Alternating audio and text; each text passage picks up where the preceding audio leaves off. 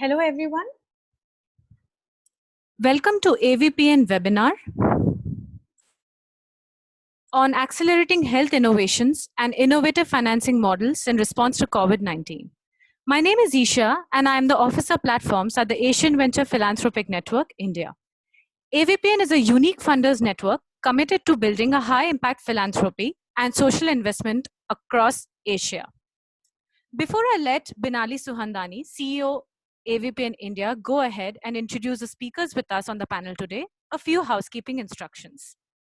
We will not take any questions during the discussion, but will open up the floor for Q&A after the speakers have presented. Please feel free to use the console to type in your questions in the Q&A box while the speakers are presenting, and Binali will raise the questions to our speakers thereafter. During the Q&A session, only those questions will be prioritized, which will be put in the Q&A box. In case you have any questions, please ensure that you are posting it via the Q&A box and not on the chat box. Please ensure as much as possible to address your questions to the specific speakers. We will be launching polls at different points of time for a minute each, for which we request you to participate so that the panelists get a better understanding of the audience. In this webinar, we have a feature of upvoting questions, by which if anyone posts a question, it can be upvoted, giving the message to the panelists that most attendees want this question to be answered. The upvoted questions will be prioritized first. If more questions are coming in order to get most of the questions answered by the panelists, duration may extend up to 5:15 p.m. to 5:30 p.m. We request all the attendees to kindly stay with us for an enriching discussion. The recording of the call will be shared to all post the web call. If you have any further questions that are not answered by the end of the webinar, you can email us at india@avpn.asia. Now, with great enthusiasm, I will hand over to Binali to take this ahead. Thank you.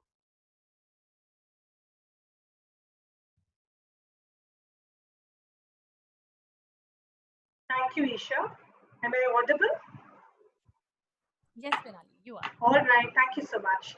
Welcome, everyone, and hope you and yours are keeping safe in times of COVID-19. I have the utmost pleasure of stitching this event today and hope that I do justice to the esteemed panel and experts whom we'll hear in some time.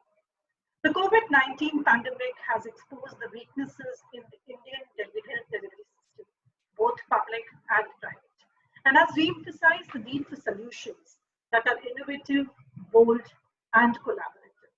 There have always been a need for the government, the funding community, the social enterprises, the innovators around us, implementing organizations to all come together and identify and invest in game-changing healthcare innovations to generate the transformative impact. The AVPN Health Platform, which is powered by USAID, aims to exactly make this happen. The platform will be a catalyst to partnerships, collaborations, financing, knowledge dissemination, and visibility to all the great and innovative practices and ideas. The platform has been instrumental in putting together the three-part webinar series, and today we set the base by discussing the acceleration of health innovations and innovative finance models in response to COVID-19.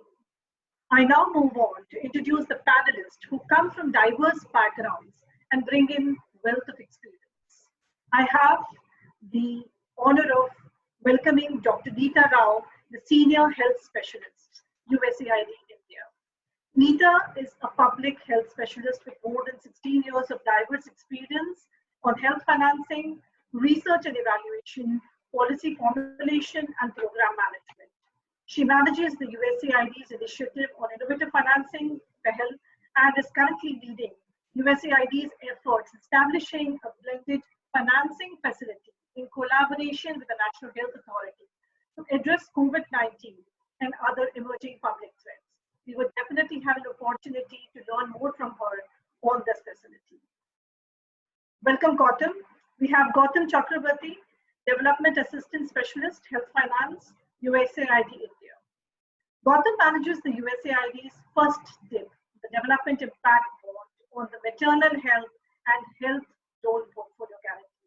He's also involved in an innovative financing mechanism in India that works towards mobilizing private capital and impact investments for primary healthcare models in India.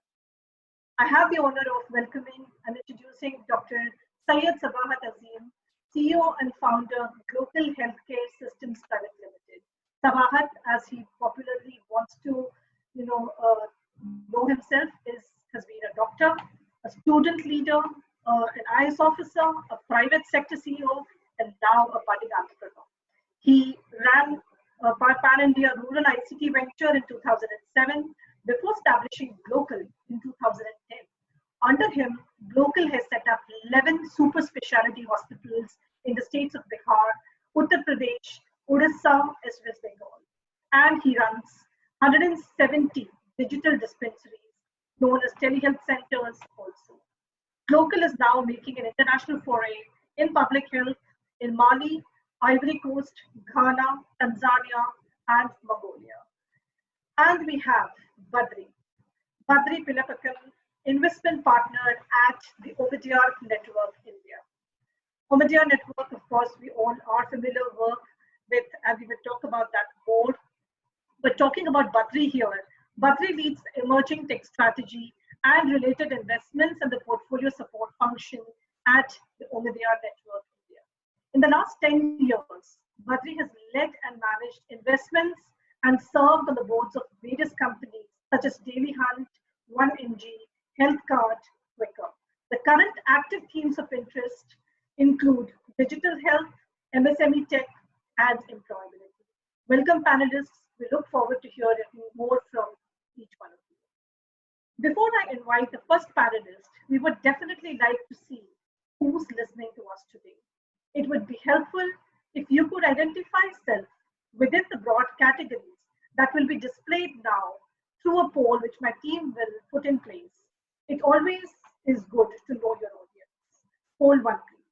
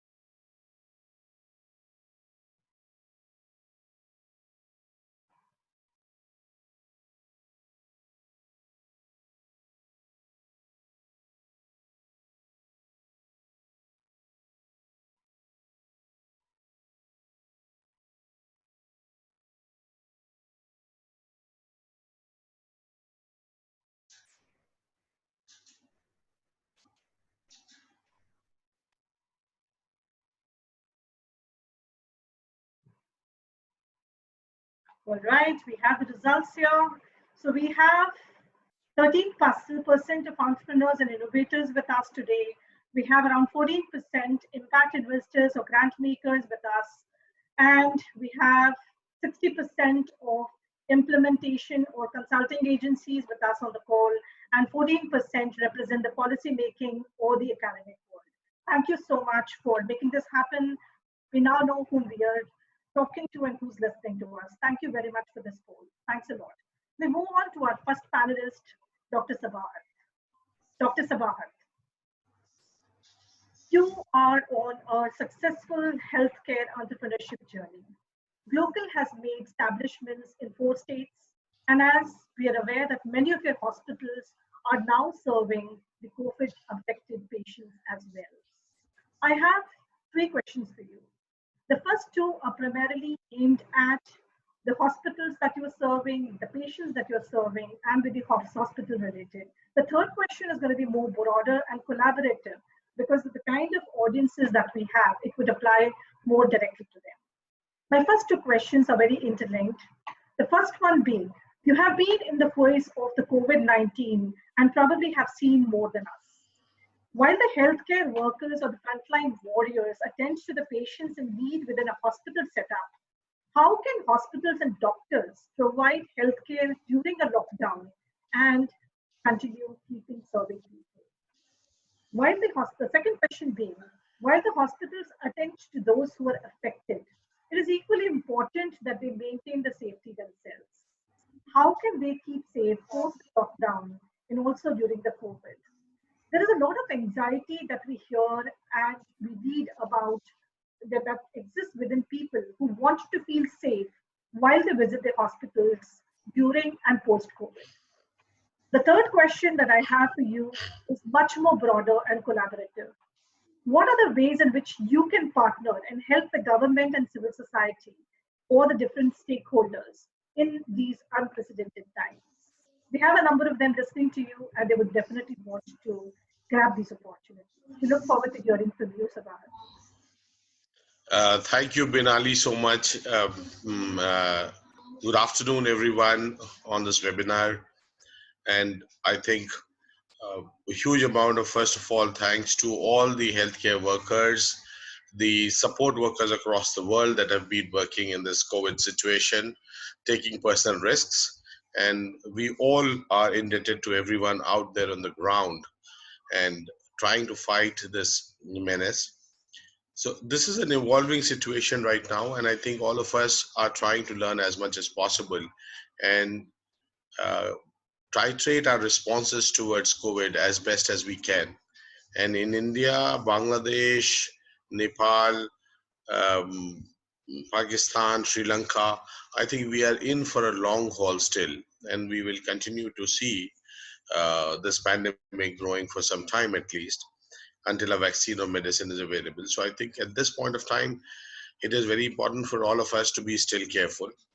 And we need to follow the social distancing or physical distancing norms as much as possible, even if we go out for necessary work and all.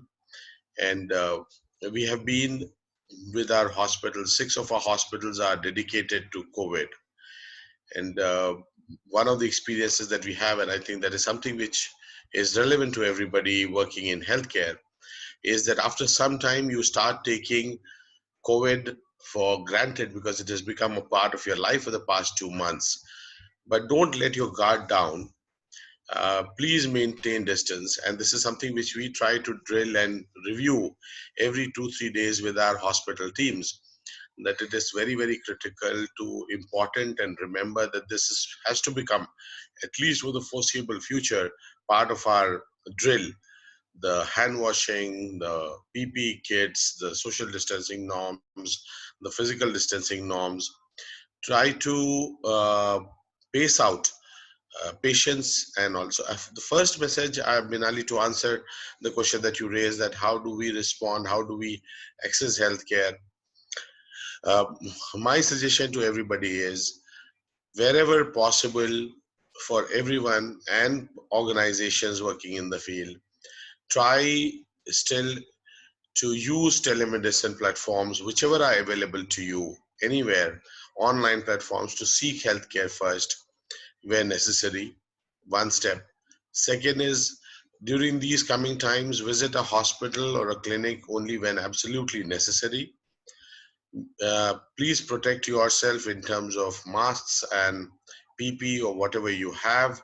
Once you come back from a visit outside, you have to drill this. An organization, especially which is working out in the field, we tend to get used to threats and we take them for granted. Again and again, you have to drill into your people that this has to be followed as a rigorous measure, as you would while if you were a doctor, you would be going into an OT, you would scrub. So use soap and water. There's nothing as good as that, and regularly access it. Um, we have seen, luckily so far in our 6 COVID hospitals and the remaining 4 non-COVID hospitals, the 170 digital dispensaries, that we have been lucky to some extent, because we are still in smaller towns. And also by trying to force every third day a drill in the morning on this matter to avoid a positive case so far. If there is a positive case, please ensure that there is counseling to be able to manage the anxiety and the trauma that is associated with it. Do not stigmatize the person who has been infected, and it should be reported. Suspected cases should be tested as early as possible. And remember that most of the cases will recover even with the knowledge that we have. Most of the cases may be very, very mild. So for the first part is, I would say that do not forget, do not take COVID for granted. Continue as a drill so that normal life or whatever we need to do can be continued without increasing risk for us and to those around us.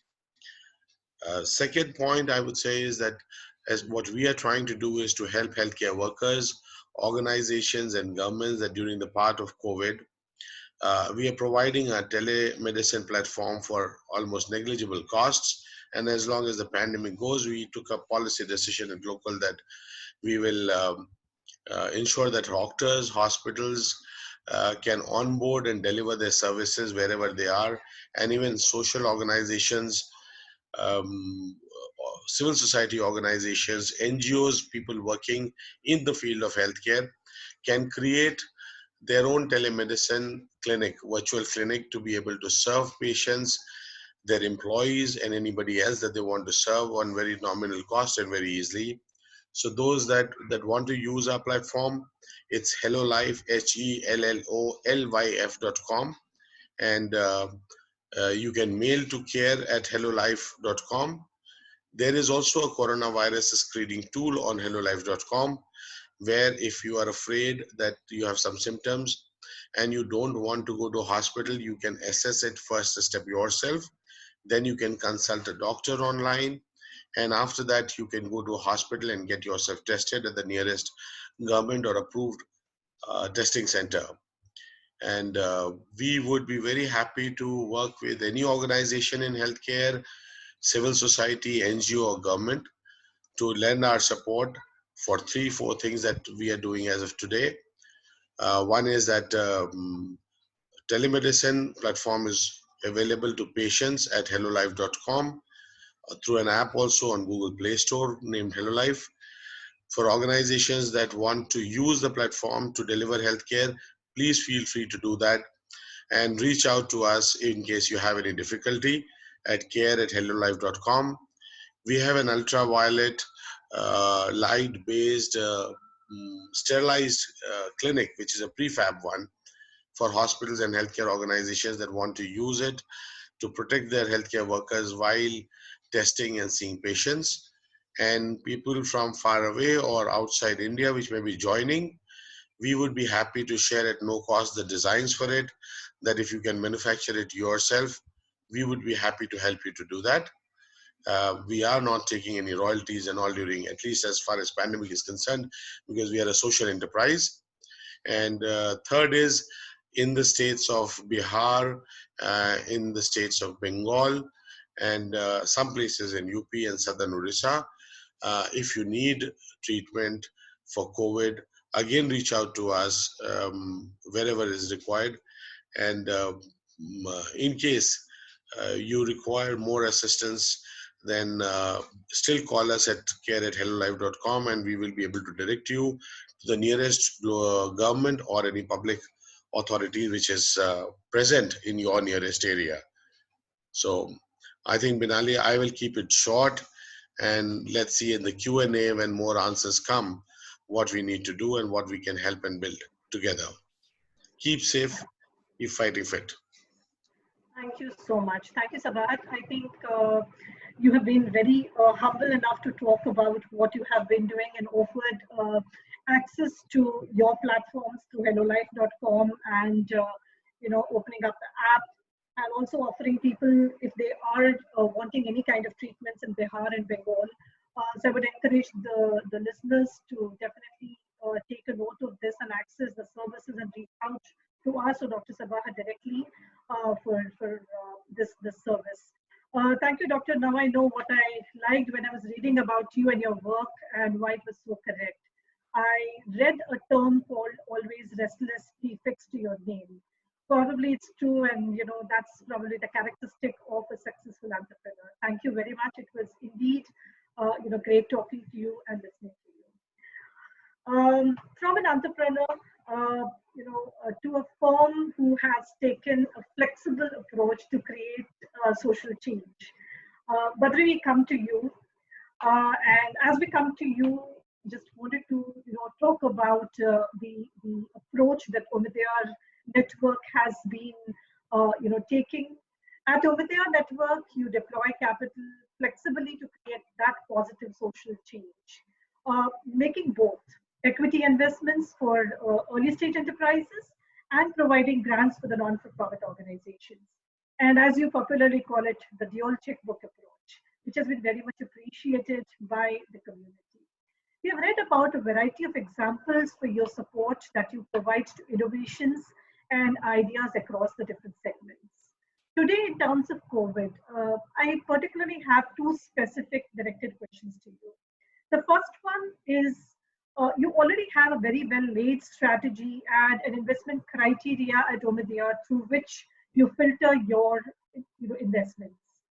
I just wanted to seek your knowledge on, if you can share with me your experience that when COVID-19 stuck and the needs in the community became very, very prominent, did that situation make you, or did that situation demand the Omidyar Network to revisit your investment criteria, especially given your focus with the healthcare sector? That's my question first. The second question is that, like the Omidyar Network has been committed towards the community support, how can other impact funds play a role to catalyze investments and innovations, especially in the area of technology in healthcare, which I believe you have been a firm believer and practitioner of? So these are the two directed questions from me to you, Badri. Yeah. Thank you, Benali, and thank you everyone for having me here. Good afternoon. I echo a lot of Dr. Sabad's sentiment. I think these are tough times, and I hope everyone is safe. Someone told me, stay safe, stay sane. I think that's increasingly becoming relevant. Benali, to your question on strategy change, I think if any firm, right, it doesn't have to be an investment firm, says that their strategy pre-COVID and post-COVID has not changed, they're either lying or they're extremely bold. I think everyone's strategy has changed. That's the reality. From our perspective, I think the first thing we did was we diverted a portion of our existing capital towards what we called a rapid response fund, with the idea that it is for very short term window, reach out to organizations, proposals that we would not have otherwise seen, did not fit our criteria. And with the primary intent that India needs to come out of COVID, hopefully relatively less scathed, right? So we received, so far we've received about so the total fund corpus was about 10.5 crores, of which we have so far disbursed about 7 crores across 30 proposals. We received 1,722 proposals, right? So the demand for something like this is huge. We're just a small pool of capital, but we recognize that these kinds of initiatives are increasingly important. The second thing we are now working on is, by virtue of having only one LP, who's Pierre Omidyar, the founder of eBay, I think directly coming from him, who's been a technology entrepreneur, like, we recognize times have changed. So you guys, if you need to be flexible and think out of the box in terms of what are the longer term implications of COVID, and how that applies to a market like India, feel free to think of an experimental budget. So we have now working towards what are the things that have drastically changed because of, and a lot of it is actually healthcare related, health systems related, but also other aspects like migration. Is there an environment theme that we have not historically looked at that we should be looking at? So I would say that thing is still a work in progress, but we recognize that COVID has been an eye opener for a lot of us, and working towards creating a larger budget towards those new themes that we operate. So I think at a firm level, those two are the changes that we're having. Particularly around healthcare, I think historically our strategy has been, like you rightly alluded to, it's mostly health tech or digital health as we call it. And at the core of it, for us, it's always been patient-centric interventions with a tangible health outcome. The combination of these two has to come out very clearly using tech-led interventions. And within that, historically, we had focused on themes like tech-based healthcare delivery, health IT, which involves patient records. How do you enable hospitals to become better at workflow automation, at reaching patients, digital therapeutics, which is around chronic disease management. opportunistically at medtech, which post-COVID, I think personally has become super relevant, and healthcare financing, right? So broadly, 5 themes that we had called out as part of healthcare. I would say some are ads. I think, like Dr. Sabat said, post-COVID, I think telemedicine has become an increasing focus for us. March 25th, actually, the government came out with guidelines as well. It's definite tailwinds, and as someone told me, telemedicine has got a 10-year leap just by virtue of this, right? So I think that is one tangible change that we've made. Second, and this ties into your second question, but we had consciously stayed away from primary health interventions in the past because either of technological issues, scale issues, or lack of funding, which is a role we play. So I think combination of reasons, but now we have started to think about how do we build. India was known for its primary healthcare, right? Like we used to have the best GPs, doctors, family doctors, and that system is completely gone. So how do we recreate that? And the second, if you look at public health systems, and COVID has been an eye opener for us. Like we don't have the kinds of information exchange, ability to detect a pandemic. So one of our companies, 1MG, was actually involved in the Arogya Setu app for contact tracing and had to be very dynamic about creating something like that, right? So I think creating a public health infrastructure which enables sharing of information. So we have started to think about what are the implications for creating a better public healthcare approach. So I think those are the strategy changes. In terms of opportunities per se, I think we categorize them into 2 ways. Short term, we see tangible opportunities. So lots of learnings through the COVID pandemic, but medical supply chains, right? So completely broken. We saw consistently hospitals reaching out saying, how do we get more? This one, China border was closed and we were importing from China, etc. So I think some of the technological interventions like Medica Bazaar, Udan, all of these are trying to solve that problem. And so how do we create more of those? I think that's the one short-term example. The other, Dr. Sabat spoke about PPE, right? So PPE is not vast shortage, as we've realized. We saw interesting proposals around can we use these migrant workers to create more PPE equipment coming out of India? One of our companies called Axio, completely different product, but they launched an IPA-based disinfectant for doctors and medical practitioners with 100,000 liters a week. That's how much they're able to manufacture, and 0 to in 30 days they've been able to. So I think there are a few short-term opportunities that have been created around diagnostics. So can screening, testing like PCR, which is the gold standard now, is not scalable, right? It's frankly, it's very hard and very time consuming. So what are the other things that, and so we look at those kinds of short-term opportunities around screening, testing, and what opportunities they create, and vaccines as well. I think historically not something India has been known for, but hopefully we create an environment.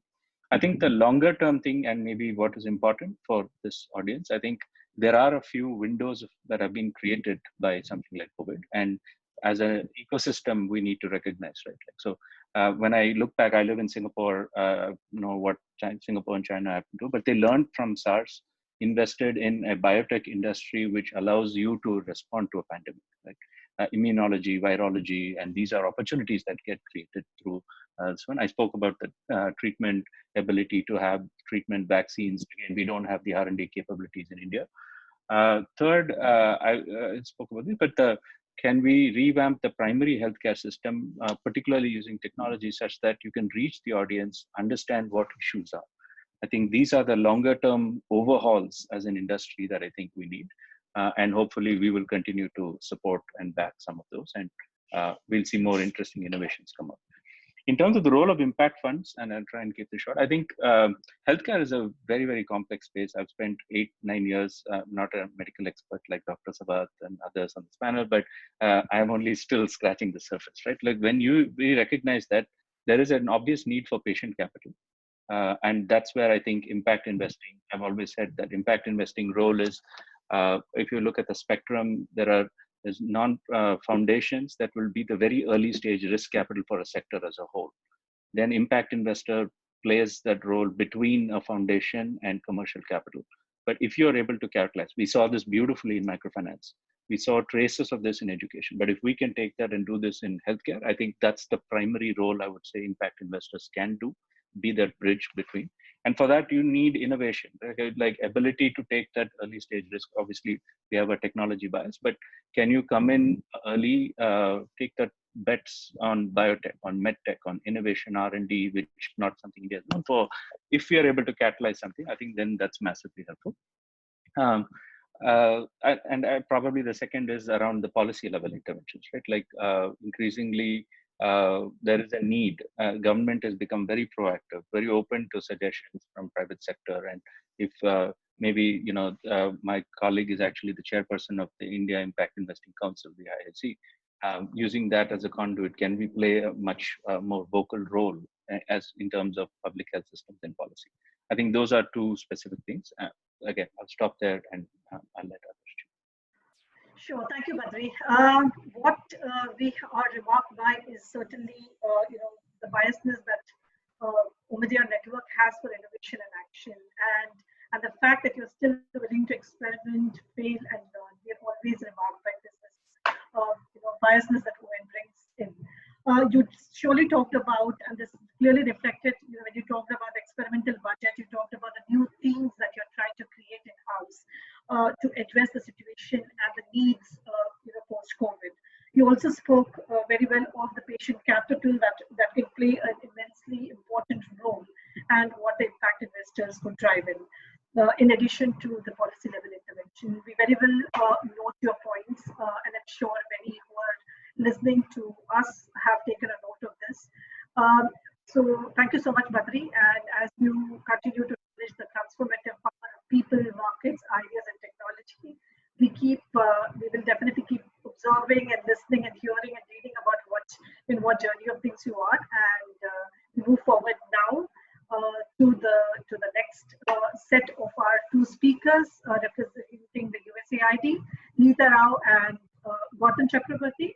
I would go to move on to Neeta first. Neeta, as I said, is a public health specialist who wears a smile on her face always. And that is my definition of Neeta, because whenever you meet Neeta, it's never that she's minus her smile. Neeta, this is for you. There you are. So we heard Dr. Sabahat about sharing the situation around COVID and the efforts that he's putting in through his hospitals in that particular direction. He also willingly offered a lot of support out to the stakeholder community. We heard Badri talking about what are the kind of meaningful changes that in their approach that they are trying to do at the Omidyar network, and a message very clear to the impact investing community and the welcoming note for the government as well. Since you lead the efforts on health financing with a focus on how this helps address the developmental changes, it would be very interesting to hear the thought and the aims behind the recent announcements that USAID made to the National Health Authority on developing a blended financing facility. It would particularly be very interesting to know how different stakeholders can engage or contribute to this particular facility. Over to you, Neeta. Thank you, Binali, and especially thank you for that compliment. Good afternoon, everyone. And I think the flow has been wonderful with Dr. Sabahat starting from what the social enterprise has been doing and could do. And then Badri talking about the larger investment space. We are all in difficult times, and pandemic by its very nature actually requires a very rapid response, a system that can absorb the surge in cases, and a system that can handle the stress that the pandemic puts on it. And this is true not only for COVID-19, but it is true for any public health emergency. And even before this pandemic hit us, the financial gap in achieving the health-related UN Sustainable Development Goals only for developing countries was estimated to be $134 billion. So that's like a huge gap. And with COVID-19, this has got further exacerbated. So But it's not all that depressing. The recent announcements that have been made by Honorable Finance Minister and the commitments that have been made by various development agencies, financial institutions, foundations, and non-government organizations, they've all come up together, and it's all aiming at supporting the strengthening of the entire public health system and also boosting the micro, small, and medium enterprises so that they can contribute in responding to this pandemic. Having said that, we do need innovations. And as Badri mentioned earlier, that innovations have a very important role to play in unprecedented times that we are facing right now. So scaling up of innovations or high impact solutions by just 1% can lead to an increase in reach to up to 10%. And we need innovations that can address not only the COVID response, but also to enable us to function normally and to be able to access the services despite the COVID pandemic poses on us, like what it presents on us.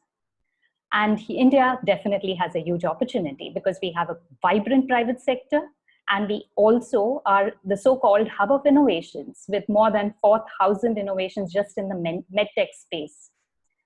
Having said that, are we all ready, or are we all set to address the health challenges and actually be able to meet the developmental outcomes? Not really, because we are facing three major constraints. So one constraint is to mobilize resources for high impact solutions that address the systemic challenges. The second big challenge that we face is to scale up these innovations and ensure that they are sustained. And the third big challenge that we are facing is to ensure that the benefits of these innovations and these high impact solutions are actually meeting the needs of the people who are at the other end of the population, which are the vulnerable population. And that's the reason USAID, in collaboration with the National Health Authority, developed this blended finance facility. And it does not aim at addressing all the challenges, but it aims at looking at all of these challenges holistically and addressing some of them to some extent. And I'll come to each of that. So this blended finance facility is designed in a way that it will be strengthening the 22,000 public and private hospitals and laboratories across the country, which is empaneled under the Ayushman Bharat Pradhan Mantri Jan Arogya Yojana, the Prime Minister's National Health Assurance Scheme.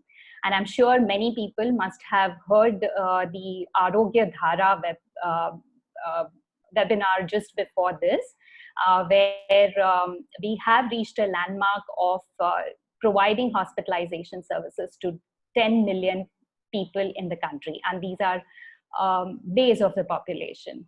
So the National Health Authority manages this entire program, and we are working with them. So this facility is going to be a $100 million fund, which includes debt and grant funding to the tune of 50-50%. That is, 50 million will be debt fund and 50 million will be grant fund in the form of a syndicated loan and pooled funds. And what it aims to do is to provide nimble and effective ways to these providers of services, that is these hospitals, to be able to use these resources and strengthen their facilities and services so that they can provide high quality services to the patients. So while on one end, this will be available to the healthcare providers who are empaneled under the National Health Assurance Program, on the other end, it will also benefit the healthcare entrepreneurs who are in the field of diagnostics, who are providing patient care solutions, and right down to innovations in the community level.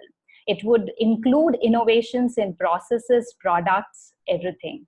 So the second challenge that I mentioned was about how these best solutions or these high impact solutions be taken to scale. And that's where we are planning to, we are working with the National Health Authority to strengthen their market access program.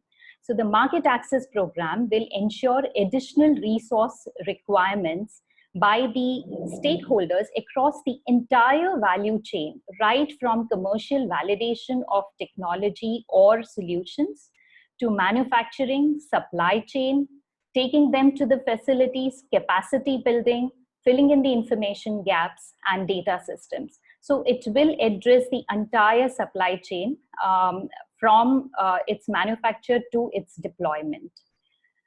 And this will actually address the needs of people who need it. And these are basically the healthcare facilities, the doctors, the suppliers, and the communities.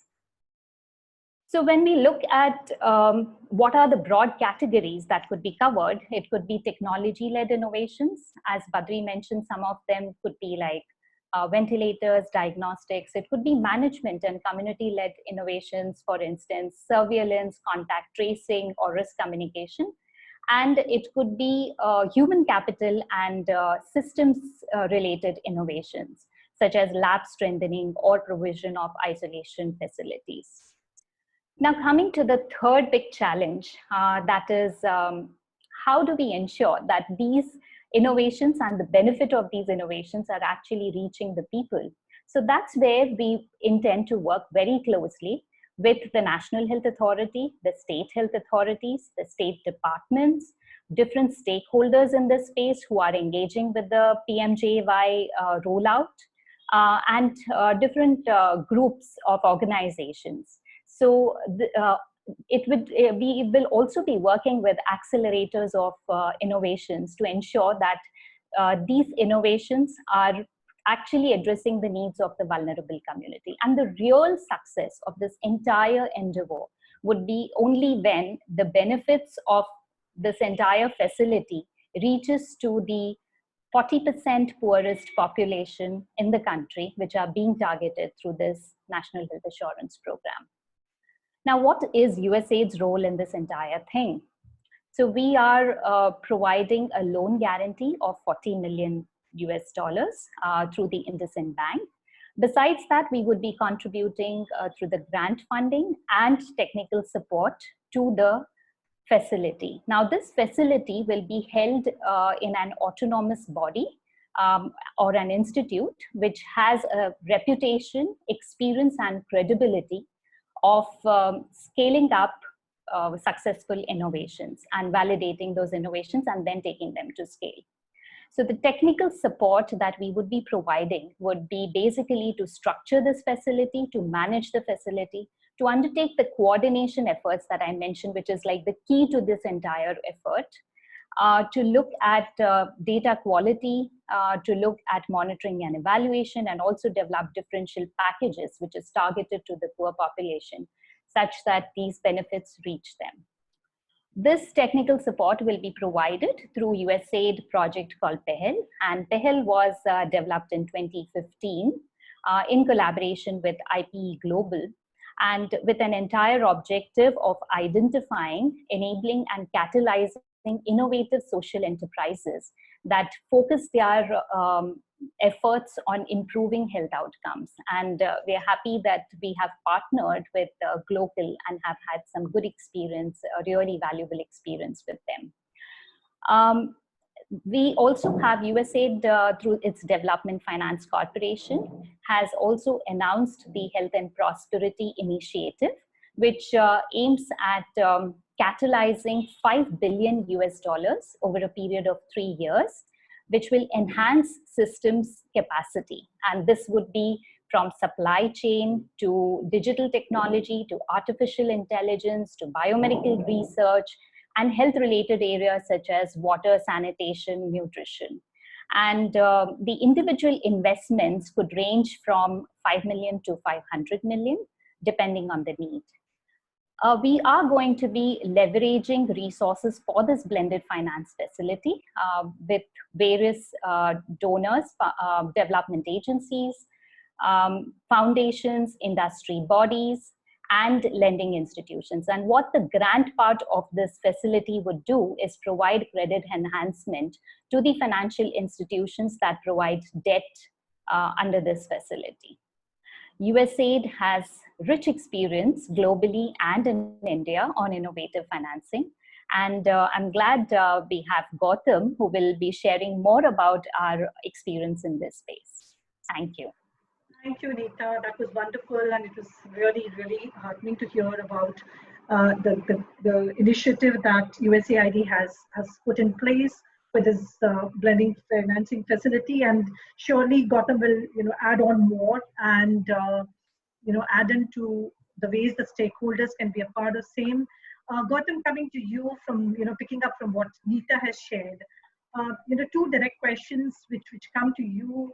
As a development agency, how can agencies like USAID catalyze innovation and financing? Can you share the instruments that are currently being deployed by USAID and your particular sense around it? Because you being into health finance a specialist, we would love to hear your experience around it. Also, while you share your experience, please tell us what more needs to be done around this.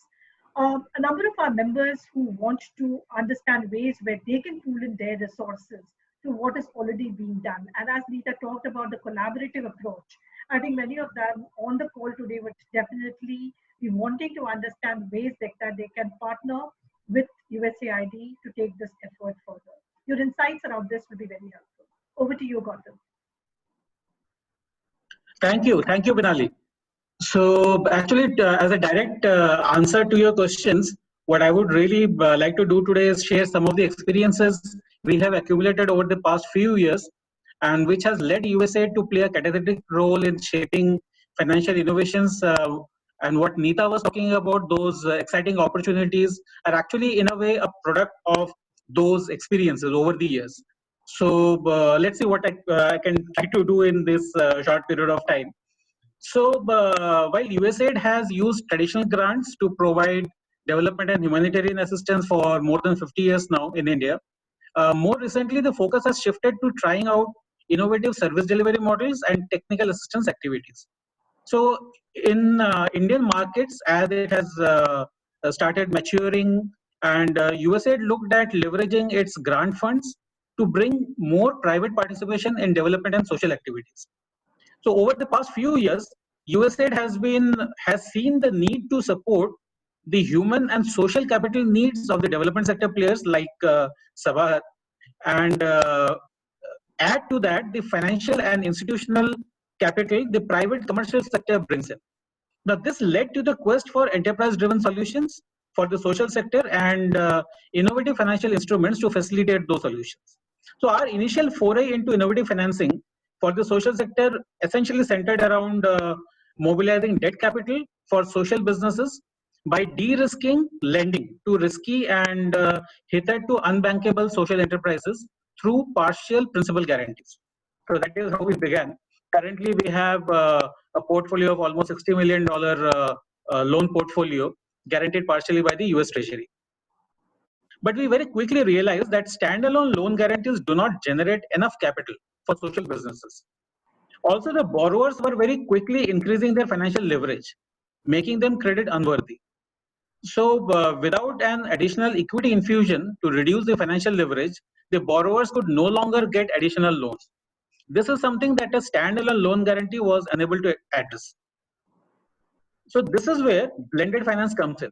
It looks at the total capital needs of social businesses over a reasonably long period of time, while de-risking the returns for the investable capital by mixing non-returnable capital in the required proportion over the lifetime of the social business. Exactly what Neeta was talking about with reference to that NHA blended finance facility. Now, while Indian financial sector has matured enough to offer blended instruments in the form of alternative investment funds, AIFs, these are not very suitable in the way USAID is currently trying to do business. While most of the AIFs are blending debt with equity or equity with grants, USAID is currently trying to employ a blend of USAID grants with commercial and venture debts. This is what USAID is trying to address through the NHA blended finance facility that Neeta mentioned. Now, this exciting journey of financial innovations for social good remains incomplete without the story of USAID's innovation around pay for performance models to, in a way, purchase social impact. So what we did was, since the launch of the mission's first development impact bond in Rajasthan, we have received much attention and invites from development sectors, stakeholders, and commercial capital to discuss our perspectives and learnings from the use of this financial instrument, that is the impact bond. So this effort has really transformed the local development landscape and attracted attention of the government of India also. We are now engaging with them to explore how we can amend the existing Companies Act to allow for specific inclusions of this development instrument, the impact bonds. I'll start with Utkrish Impact Bond, which was launched in 2018 to improve the quality of maternal and neonatal healthcare in Rajasthan. So far, we have seen good results in terms of hospitals accredited and number of patients benefited. With the Utkrish Impact Bond, we used an innovative pay-for-results financing mechanism, that is the Development Impact Bond, that links third-party payments with quality maternal and newborn healthcare, so that providers are incentivized to achieve and sustain a standard of quality. The UBS Optimus Foundation, the risk investor in this impact bond, made an initial investment of $3.5 million to meet the project's cost over a period of 3 years. And we have completed approximately 2 years till now. So USAID, along with the co-outcome funder Merck for Mothers, pays the investor $18,000 for each health facility that is verified ready for accreditation. Which actually means there can be a total of 360 to 444 such facilities that can be paid, because we have blocked around a total ceiling of 8 million in outcome payments with a cap of 8% on returns to the investor. So investors can't really take huge profits. There's a cap of 8% on that. So over the last 2 years, we have had 3 phases of implementation to verify success. In this period of time, 167 hospitals had been made ready for full certification, and the project is currently working with more than 300 hospitals. So far, approximately 100,000 mothers and newborns have benefited from improved quality of service. The success of instruments like Utkrist Impact Bond depends to a great extent on establishing quantifiable outcomes that can be easily costed and priced. Our positive experience had led USAID to design 2 additional pay-for-performance instruments related to tuberculosis. One has already started implementation in the state of Madhya Pradesh. The role of USAID in these pay-for-performance mechanisms has evolved from purely that of an outcome funder, as in Utkrist, to an outcome funder that structures the instrument, convenes government and private players, and uses small but catalytic USAID funding to leverage resources from others. This quest to apply innovative financing to solve development challenges led us to join hands with the Government of India to create the blended finance platform that Neeta just talked about. Now, this is based on, especially that blended finance with NHA, is based on our experience with mobilizing impact investments and blended capital for private healthcare networks under the PEHEL project that Neeta also referred to. Building on our experience, we in USAID are looking forward to playing a more catalytic role in development finance, especially in India's healthcare sector. We are poised not only to provide risk cover for investors, but also to add value through technical assistance, global multi-sectoral linkages, and strong monitoring and evaluation. Thank you. I'll stop at that, and maybe I can take further questions if there are any. Sure, Gautam. Thank you so much. We're really pleased to hear the developments at USAID and the efforts being put into this direction, especially your commitment that you would want to put in more effort into the development financing sector, and with particularly focus in the healthcare segment. Thank you very much. I think we will just give some more room to the listeners, because there are a lot of questions, interesting questions, I'm sure, which have been coming in as the panelists have been talking and sharing, their experiences. So we've heard all 4, and I'm sure that there are many questions which all of you have posted. I will certainly be taking them out with the panelists to whom they have been addressed. But just before that, we go on to take all your questions, we will be very interested to hear from all the listeners on what role you would want to play in this particular ADP and health platform. So I would just ask my team to put in the poll 2, which gives you an opportunity to share your thoughts with us. And here you have multiple choices, and you can use as many as you can. Of course, I think there are 4 options, and you can use multiple choices to tell us what are your thoughts on this. Poll 2, please.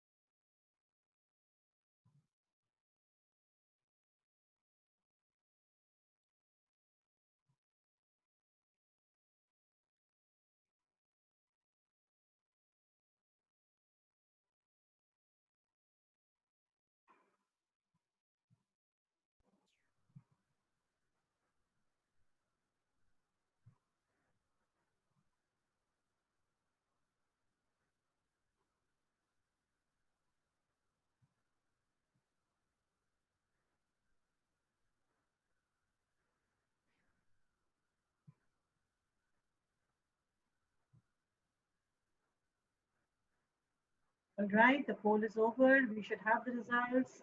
All right, we have the results here. It's like an exam result coming out. All of us are so keen to see the results. All right, so here we are. 81% feel that they want to explore partnership and collaborations here. Thank you very much. Equally are very keen to explore this part with you, and we'll reach out to you and kindly encourage you to reach out to us as well. 14% are talking about co-funding innovations and innovative financing structures. Thank you very much. 11% want to share a deal that they have supported financially and non-financially. Please do reach out to us and share those learnings and your experiences in particular. And 35% of the listeners who want to disseminate the learnings. Thank you for being an outreach partner to us. We very, very value your support coming in. So we'll reach out to you separately, and as I said, kindly reach out to us to do more of this. Thank you very much, team, for this poll. I would now move on to the question and answers. Panelists, I just want to warn you, there are a number of questions which the team has diligently clubbed in together. There is a little bit of overtime that you will have to make today because we want to respect the questions that have come in from the listeners. So I think if we just ask you to stay back for a little bit more, kindly bear with us today. The first question to all the panelists and Omidyar Network, Badri in particular. I would leave it to you who goes first. Badri, if you want to take that first, and then of course, if we go on to the next panelist. How do you view the mass uptake of Arogya Setu and somewhat implicit acceptance of loss of privacy through location sharing, etc.?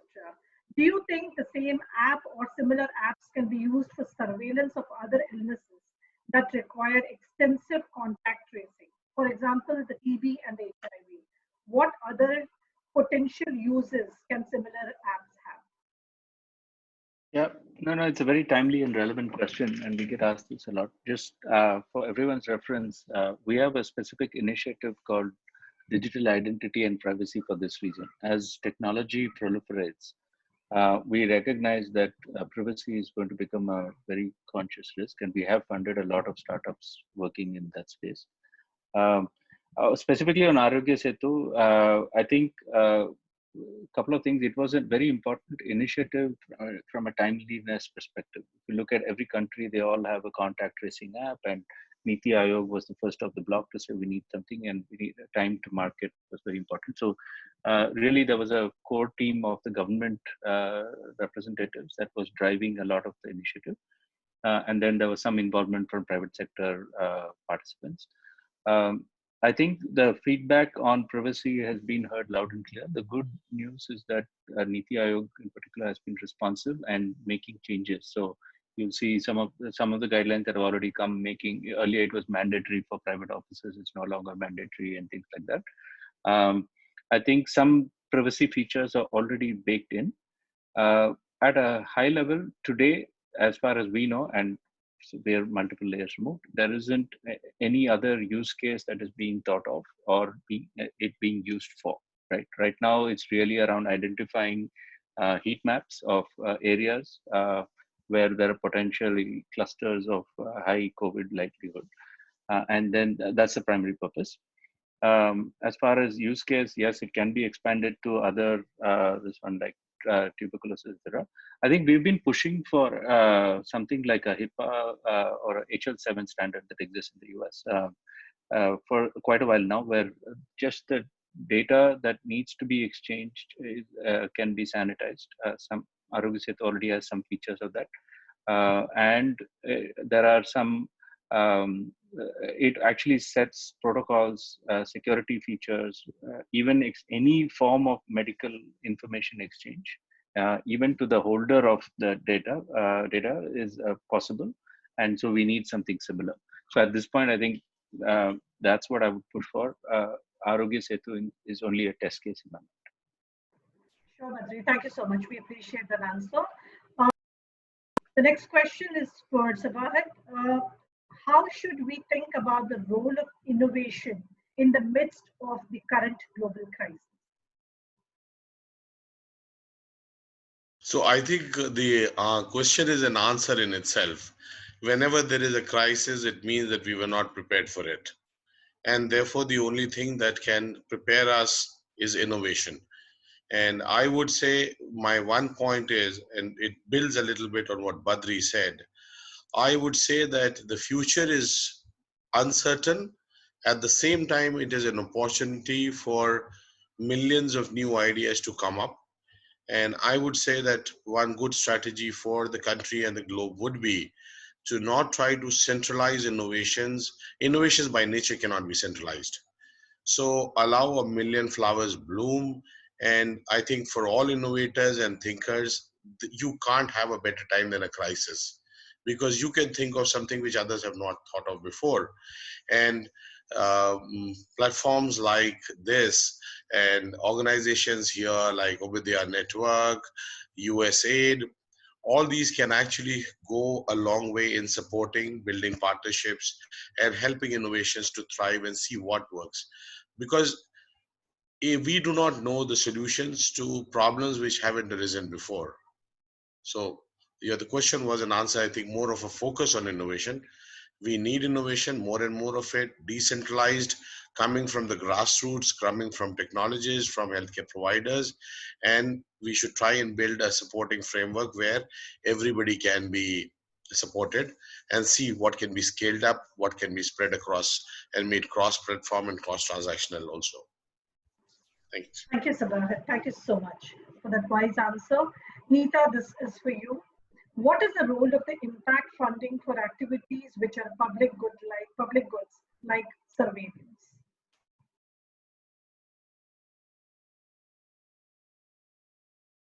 Neeta, you're on mute. Yeah.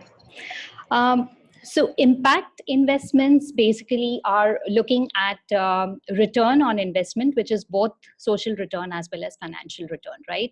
So if they are blended with other kind of investments where you can provide risk capital, such as grant funding, it could it could actually help provide services of public goods. Typically, in case of surveillance, I do not think that impact investment has a role to play there. It's something that purely gets supported through grant funding. All right, sure. Point well taken, Neeta. Gautam, this is for you. Investments for health often are fragmented with different actors focusing on different needs, innovations, and solutions. Have you found COVID-19 reducing this fragmentation with the ecosystem quickly converging around tackling this challenge together?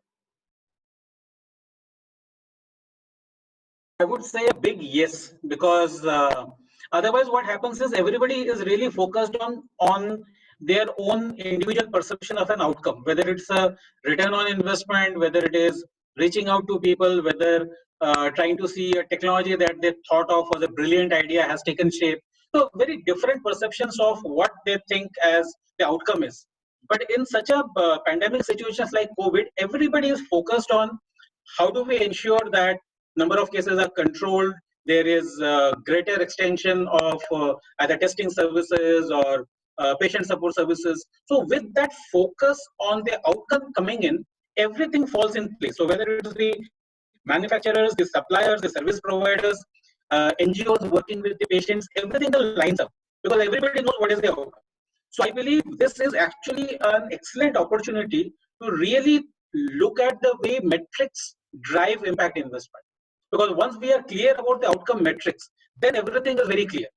So we know what capital mix is needed, what is the expected rate of return, who is the stakeholder, what is their capacity to absorb, whether it is debt or grant. Like Neeta was mentioning, surveillance is something will absorb only grants, not necessarily debt. But it can be combined with something where commercial venture is going into to make profits and serve. So once you have the outcome metric clear, I think this is a great opportunity to really align the entire value chain. Thank you, Gautam. That's fantastic. I think Sabahat is logged off. We have the one more question coming in for Sabahat, but we'll check on separate with him.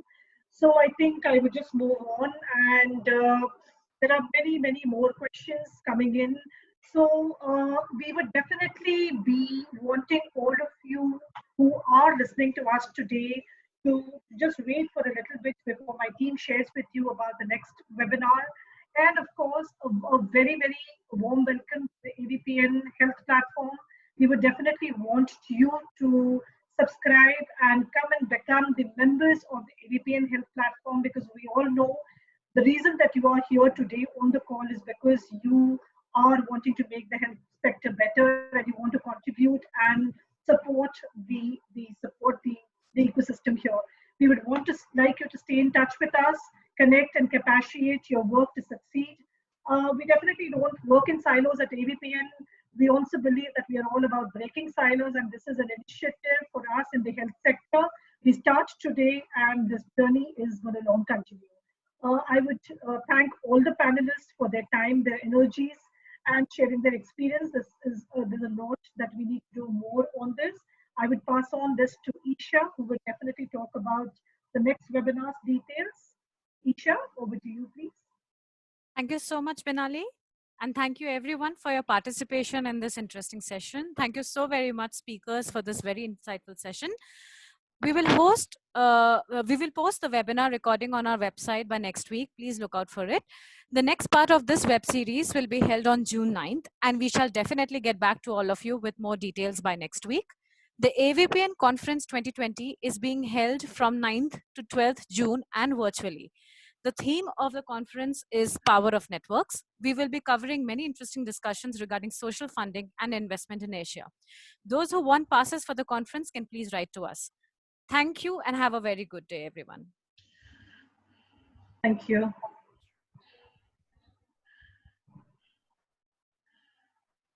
Thank you.